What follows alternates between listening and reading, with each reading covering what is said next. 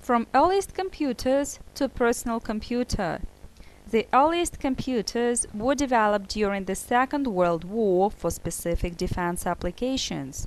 Some of the first computers were used to calculate artillery firing coordinates. These systems did not become commercially marketable for a number of reasons. They were special purpose, designed for military applications.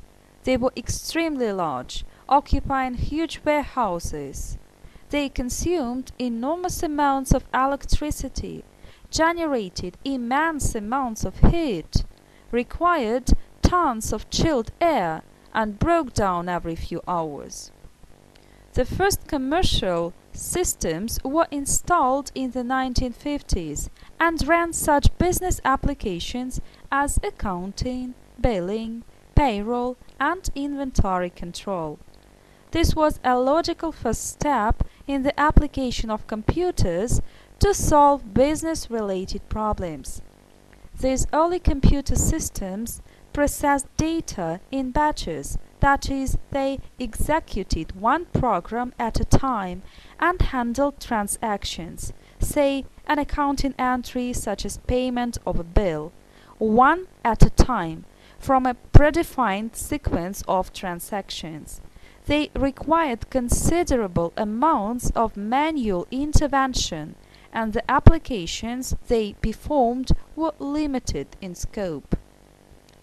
The computers of the 1950s also tended to be physically large, internally slow, and somewhat unreliable in terms of system availability.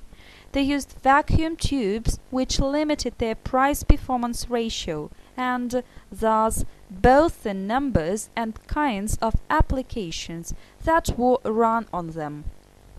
The next major advance in systems came in the early 1960s with the invention of the transistor and its implementation in the next generation of computers. These systems were smaller, faster, and more reliable. In the 1970s, the arrival of integrated circuitry resulted in fast and reliable computer systems. Advances in operating systems technology precipitated the rapid spread of multi-user systems, and data communication systems enabled more and more applications to be accessed from remote locations by employees working at CRT, cathode ray tube terminals.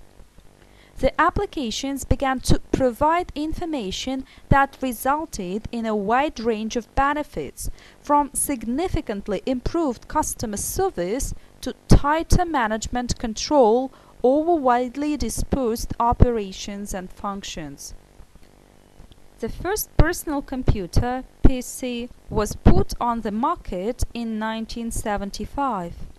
Today, the personal computer can serve as a workstation for the individual.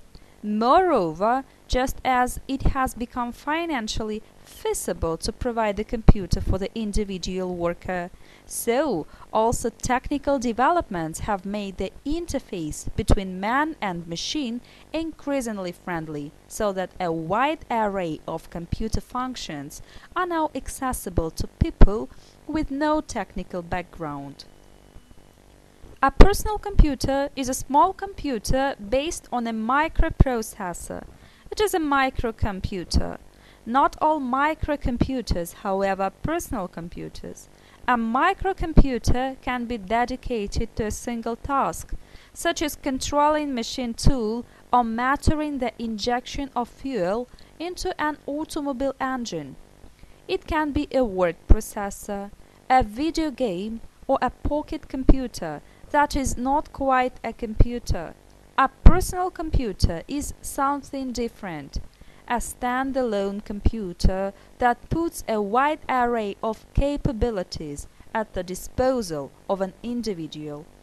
The first generation of true personal computers, which came on the market between 1977 and 1981, had 8-bit microprocessor chips available, and soon they were included in complete computer systems.